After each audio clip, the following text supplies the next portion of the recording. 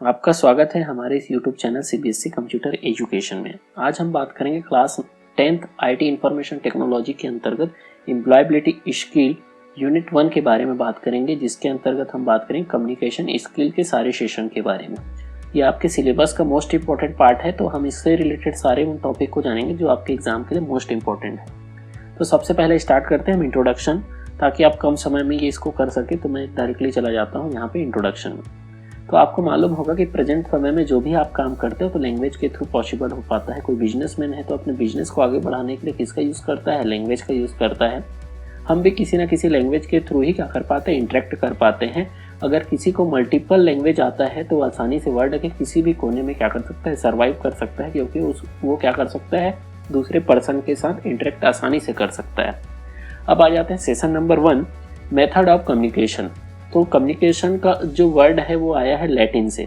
Latin word है जिसका जो प्रोनाउंसिएशन था वो था कम्युनिकेयर, जिसका मतलब होता है शेयर। यानी आपके पास जो इन्फॉर्मेशन है उसको अगर आप शेयर कर रहे हैं तो वो क्या कहलाएगा? कम्युनिकेशन कहलाएगा। तो यही जो है यहीं से स्टार्ट हुआ कम्युनिकेशन वर्ड। अब देखिए, कम्युनिकेशन सबसे मोस्ट इंपॉर्टेंट चीज़ क्या होना चाहिए? क्लियर होना चाहिए, ताकि अब भी जब भी आप किसी के साथ क्या करें, कम्युनिकेशन करें, तो वो आसानी से आपके बातों को समझ सके। तो यहाँ पे कुछ एग्जाम्पल दिए गए हैं। सपोज कोई क्या करेगा, कोई कस्टमर है, कोई एम्प्लॉई है, कोई वेंडर है, तो वो क्या करेगा? अपने बातों को सामने वाले के पास अच्छे से रिप्रेजेंट कर पाएगा, ताकि वो अपने प्रोडक्ट के बारे में सही इन्फॉर्मेशन दे सके। अब इसके लिए क्या होगा कि सबसे पहला चीज़ यहाँ पे जो मोस्ट इंपॉर्टेंट पार्ट है, 3 मोस्ट इंपॉर्टेंट पार्ट है। सबसे पहला है ट्रांसमिटिंग।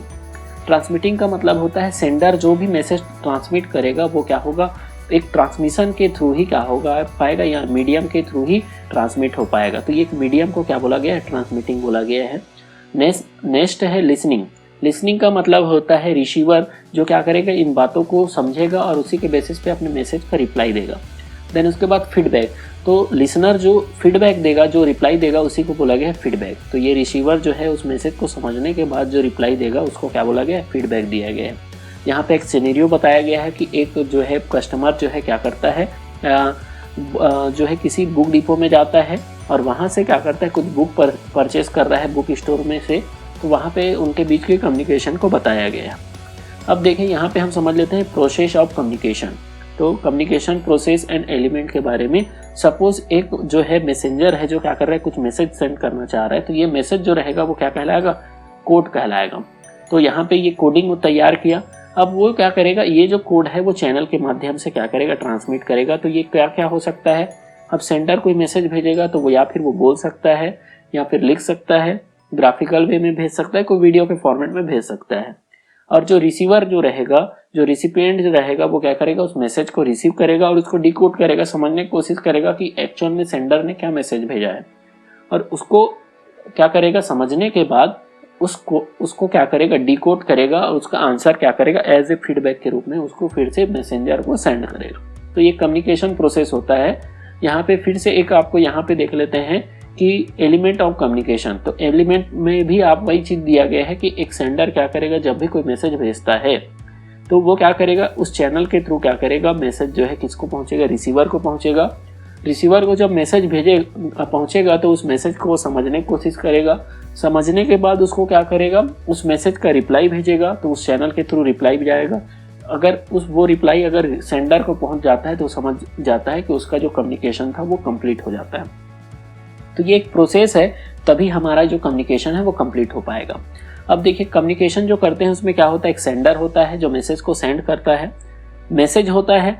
मैसेज क्या होता है? जो सेंडर जो इन्फॉर्मेशन भेजना चाह रहा है रिसीवर को, वो क्या होगा? मैसेज होगा। चैनल क्या होगा? वो मीडियम होगा जिसके थ्रू मैसेज जाएगा। रिसीवर क्या होगा? जो मैसेज को रिसीव करेगा वो रिसीवर होगा। और after receiving A message give the reply, that is called feedback.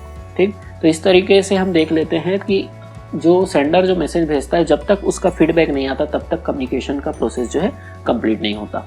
अब यहाँ पे देख लेते हैं method of communication. Method communication का कौन कौन सा मेथड है? तो यहाँ पे सबसे पहला मेथड होता है फेस टू फेस। अब फेस टू फेस कम्युनिकेशन में क्या होता है कि सामने वाला जो यूज़र रहेगा, यानी 2 यूज़र रहेंगे और आपस में जो है उनके बीच में जो कन्वर्सेशन जो होगा वो क्या होगा? फेस टू फेस होगा, यानी आमने सामने बात होगा, कहीं पे डिस्टेंस से नहीं होगा। देन उसके बाद हम देख लेते हैं यहाँ पे ईमेल। तो ईमेल में क्या होगा, जब भी कोई मैसेज जो है यूज़र सेंड करेगा तो हो सकता है कि वो यूज़र जो है अदर लोकेशन में रहे। तो ये जो आप जानते होंगे ईमेल के थ्रू जो मैसेज कैसे भेजा जा सकता है। नेक्स्ट, नोटिस या पोस्टर। सपोज आप गए होगे मार्केट में तो आपने देखा होगा कई सारे एडवर्टाइजमेंट जो है कहीं नोटिस या पोस्टर के रूप में लगे हुए रहते हैं, जिससे हमको समझ आ जाता है कि कौन से प्रोडक्ट में कितना ऑफर चल रहा है और उस प्रोडक्ट के हम उस शॉप में चले जाते हैं। तो ये भी आपको यूज़र क्या कर रहा है, आपको कहीं ना कहीं कुछ मैसेज प्रोवाइड करा रहा है, जिससे आप जान पाते हैं कि कौन से शॉप में अभी कौन सा प्राइस चल रहा है। Next, business meeting. आपने जो है कई सारे जो बिजनेस जो करते होंगे उनको सुना होगा कि मीटिंग हो रहा है।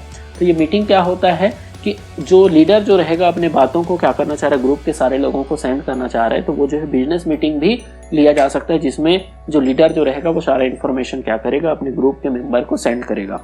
नेक्स्ट, अदर मेथड में जैसे हम जो है सोशल नेटवर्किंग साइट के थ्रू हमको कई सारे इन्फॉर्मेशन मिल जाते हैं, तो वो भी कम्युनिकेशन है। मैसेज सेंड करते हैं फ़ोन कॉल के थ्रू, या फिर आप न्यूज़ लेटर के थ्रू, या फिर ब्लॉग का यूज़ करके आप इन्फॉर्मेशन को एक्सेस करते हैं। ये भी एक तरीका है क्या करने का, कम्युनिकेशन करने का। तो इस तरीके से हमने क्या देख लिया, डिफरेंट मेथड ऑफ कम्युनिकेशन देख लिया। अब आते हैं कि जब हम कोई इन्फॉर्मेशन को ट्रांसमिट करना चाह रहे हैं तो वो कम्युनिकेशन के थ्रू होगा, तो हमको क्या ध्यान रखना है, कौन कौन से कम्युनिकेशन जो है, कम्युनिकेशन का राइट मेथड क्या होना चाहिए।